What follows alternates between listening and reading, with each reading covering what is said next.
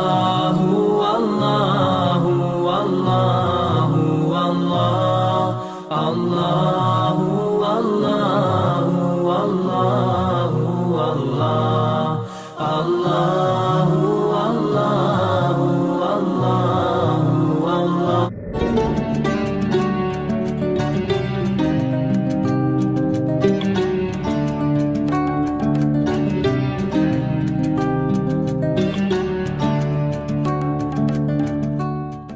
अस्सलाम वालेकुम and welcome back to my channel. I hope आप सब बिल्कुल ठीक ठाक हैं। और अभी हम मक्का से मदीना की तरफ निकल रहे हैं क्योंकि मदीना मक्का से करीब है। हम अगर रियाद से आएँ तो हमें काफ़ी ज़्यादा टाइम लग जाता है, तो इसलिए ईद की छुट्टियों में हमने ये प्लान कर लिया था कि हम मक्का से मदीना भी जाएंगे। तो मदीना मक्का से 3 से 4 घंटे का रास्ता है। मक्का का ये हमारा एक बहुत ही यादगार सा ट्रिप था और अभी बस हम जा रहे हैं मदीना। और ये रोड के साथ ये बर्ड्स हैं, यहाँ पे आप लेके इनके लिए बाजरा इनको दे सकते हैं।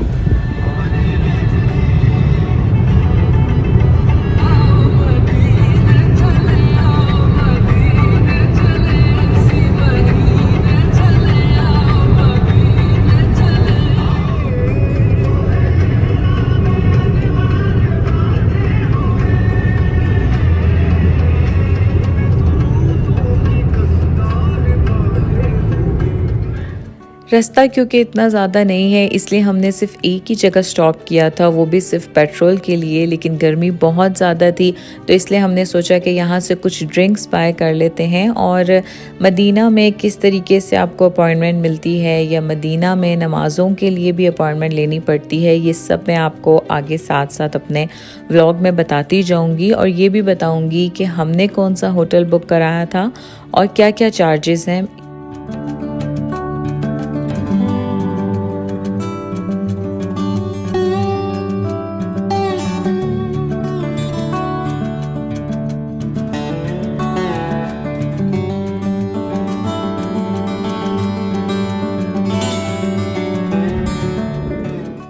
मदीना हम एंटर हो चुके हैं और यहाँ पे एंटर होते ही सबसे पहले हम उन होटल्स को चेक कर लेंगे जिनकी बुकिंग हमने पहले से करा ली थी। हमने इन होटल्स की बुकिंग मक्का में ही करवा ली थी और क्योंकि अभी यहाँ पे काफ़ी ज़्यादा होटल्स ओपन नहीं हैं तो इसलिए जो होटल्स बिल्कुल हरम के पास हैं हमने उन्हीं को बुक करवाया है। और अभी वो काफ़ी रीज़नेबल प्राइसेस में हमें मिल गए हैं। वैसे यहाँ पे जब कोरोना नहीं था तो हरम के आसपास होटल एक तो बहुत एक्सपेंसिव मिलते थे और ज़्यादातर ये बुक्ड हो चुके होते थे क्योंकि ईद के दिन थे। तो इसलिए मैं अभी आपको दिखाती हूँ कि हमने कौन से होटल्स की बुकिंग करवाई हुई थी और हम कौन सा सेलेक्ट करेंगे।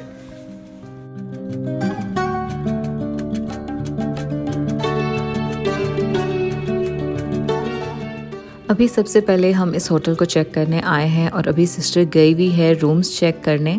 हमने 2 होटल्स की बुकिंग करवाई थी और सबसे पहले हमने सोचा कि हम रूम्स चेक कर लेंगे और उसके बाद हम फाइनल करेंगे। तो अभी सिस्टर चेक करके आती है और मैं आपको दिखा दूं कि ये मदीने की बिल्कुल हरम की बिल्कुल सामने वाली रोड्स हैं और बहुत पास है यहाँ से हरम। मस्जिद नबवी यहाँ से बहुत करीब है। ये वाला होटल हमने चेक कर लिया है। अब हम नेक्स्ट होटल की तरफ जाएंगे और जाके वो भी चेक कर लेते हैं। ये वो रोड्स हैं जहाँ पे जब हम आते थे तो गाड़ी की पार्किंग की जगह भी नहीं मिलती थी। और अभी आप देख लें काफ़ी ज़्यादा वीरानी लग रही है। तो अब हम दूसरा होटल देखते हैं और फिर हम फाइनल करेंगे कि कहाँ पे रुकना।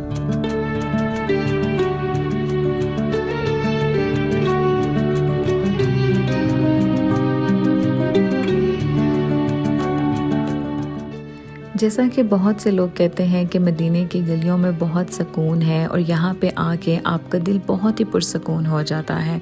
बिल्कुल सच बात है। और ये पुरसकून माहौल आप तब तक महसूस नहीं कर सकते जब तक आप मदीना आए ना हो। और मदीने की गलियों का सुकून और यहाँ की हवा का जो सुकून है वो अपनी जगह, लेकिन मदीने को इस तरह से वीरान मैंने पहले कभी भी नहीं देखा। मैं 5-6 साल से सऊदीया में रह रही हूँ और मैं काफ़ी दफ़ा मदीना आ चुकी हूँ। मदीना में इतनी कम रश और इस तरह से सब होटल्स का बंद होना आज से पहले मैंने कभी नहीं देखा।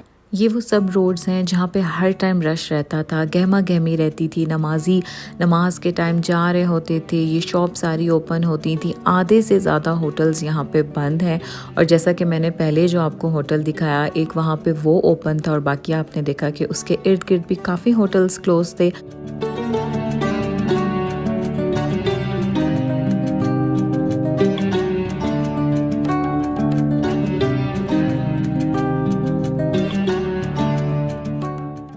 जिस तरह हमें उम्रे के लिए परमिट लेना पड़ता है इत्मरना ऐप से, बिल्कुल उसी तरह यहाँ पे रियाजुल जन्ना में जाके नवाफिल अदा करने के लिए भी परमिट लेना पड़ता है और सलाम का भी सेम वही प्रोसीजर है। तो हम लोगों ने क्योंकि सिर्फ एक दिन के लिए आना था, इसलिए हमारे हस्बैंड को ये परमिट मिला और हम लोगों को ये परमिट नहीं मिल सका। तो अभी हम पहुंच चुके हैं सेकंड होटल में और अब यहाँ पे हम अपना चेक इन करेंगे क्योंकि हमें ये पसंद आ गया था और ये हरम से ज़्यादा करीब भी था।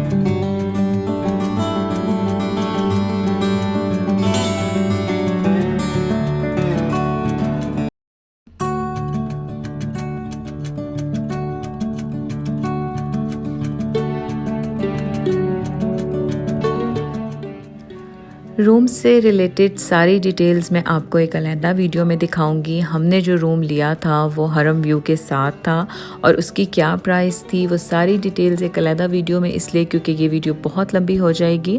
और अभी क्योंकि इशा की नमाज़ गुज़र चुकी थी तो आज तो हम यहाँ पे नमाज अदा नहीं कर सके हैं, तो इसलिए अब हम कल नमाज अदा करेंगे और तब मैं आपको दिखाऊंगी भी।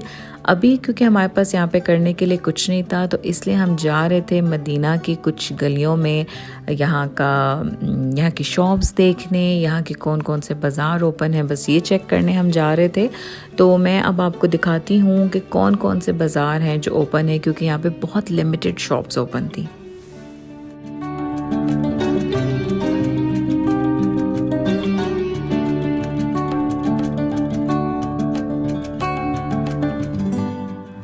हमारे होटल के बिल्कुल सामने एक छोटा सा बाज़ार था जहाँ पे छोटी छोटी शॉप्स थी जो कि ओपन थी और इसलिए अब हम वही चेक करने जा रहे हैं। और जब भी आप मक्का या मदीना आते हैं तो इस तरह की शॉप से यहाँ के सोवेनियर्स, यहाँ के अबाए आपको बहुत अच्छे लगते हैं। तो मैं तो मदीना से हमेशा लाजमी कोई ना कोई अबाया ज़रूर लेती हूँ और अभी भी मैं यहाँ पर अबाया चेक करने ही आई हुई थी, तो मैं साथ साथ आपको यहाँ की शॉप्स को भी विज़िट करवा देती हूँ।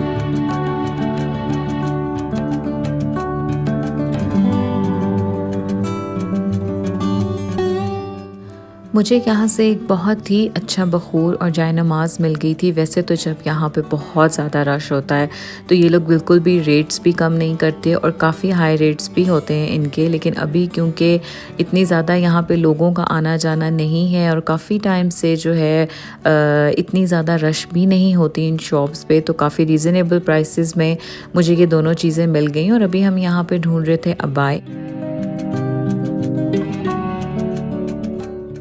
मुझे और मेरी सिस्टर को बाय करना था वाइट अबाया, क्योंकि हमें बहुत दिल कर रहा था कि हम कुछ इस तरह के कलर का अबाया लें, क्योंकि हमने आज से पहले कभी वाइट कलर का अबाया नहीं लिया था। तो मुझे और मेरी सिस्टर दोनों को बहुत अच्छा वाइट कलर का अबाया मिल गया।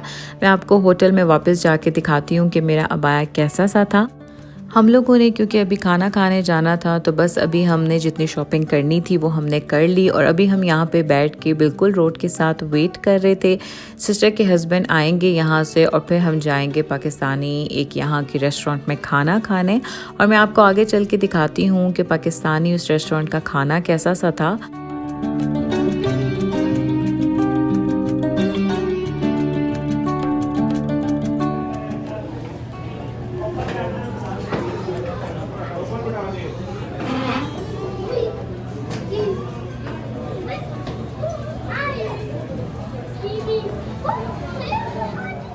यहाँ का एक फ़ेमस पाकिस्तानी रेस्टोरेंट है जहाँ पे हम खाना खाने आए और यहाँ पे काफ़ी रश था। शायद ईद के दिन है इस वजह से, और काफ़ी पाकिस्तानी फैमिलीज़ भी यहाँ पे आई हुई थी।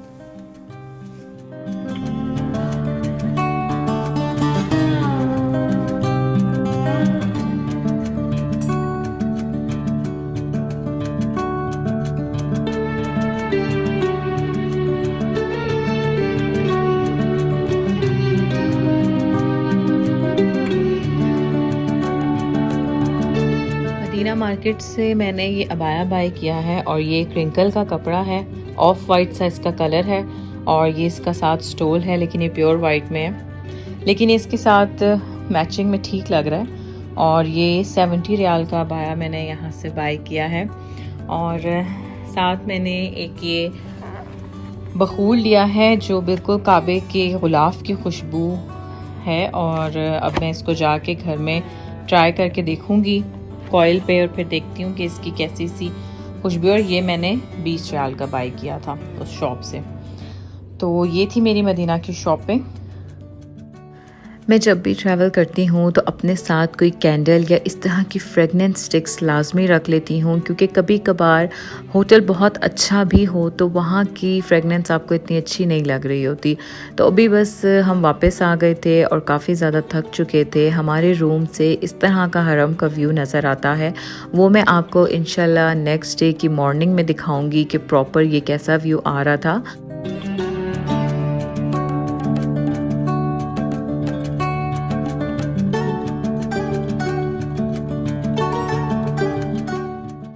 अब मैं यहाँ पे अपने कुछ ट्रैवलिंग के लिए जो चीज़ें लेके आई थी उनकी सेटिंग कर लूँगी। और मदीना में हमने किस तरह से कौन कौन सी जगहों से खजूरें बाय की और मदीना में हमने मस्जिद में जाके किस वक्त नमाज अदा की, वो मैं आपको अपने नेक्स्ट व्लॉग में दिखाऊंगी।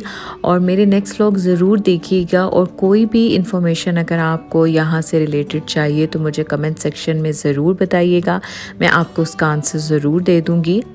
और अभी यहाँ पे रात के टाइम हम लोगों ने ऑर्डर कर ली है यहाँ की अरेबिक टी, अरेबिक कहवा जिसे कहते हैं, और अभी ये साथ हम ये कुछ खजूरें और ये चीज़ें एंजॉय करेंगे। तो आई होप कि मेरी आज की वीडियो आपको अच्छी लगी होगी और मेरे नेक्स्ट अपकमिंग व्लॉग ज़रूर देखिएगा मज़ीद मदीना के डिटेल्स के लिए।